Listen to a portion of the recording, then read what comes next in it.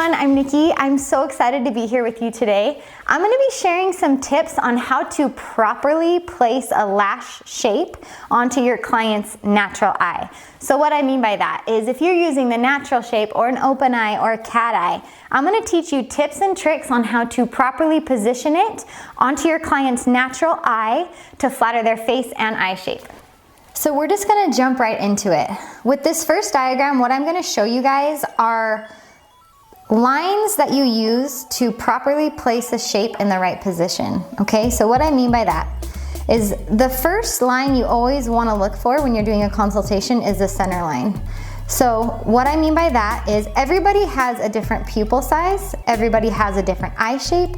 Some people's pupil sits more into the eye, some people sits right in the middle. So what you want to do is figure out exactly where that center point sits. Just like this. Oops, sorry. So that is the center point. That is what we use a lot when we're deciding which shape is going on the eye. Now, a few other points of interest that we need to look at are the inner and outer iris. So some shapes that we use go off of the inner or the outer part of the iris.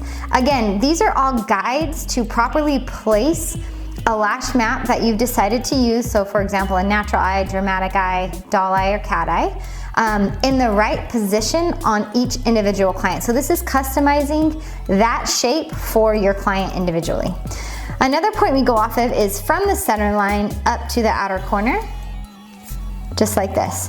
Now, this is a big section as well. A lot of people don't think about the eyebrow and how that comes into play when deciding which shape and which position will be best for your client. Now again, there's also an outer corner line, which you will use a lot when you're using lengths that go from short to long on the outer corners, okay? So these are our basic lines that we're using as a guide to shape our eyes. Thank you guys so much for watching. I hope that you learned something from this video. If you have any additional questions, feel free to jump on there and ask any questions you need. I'd love to help you in any way that I can.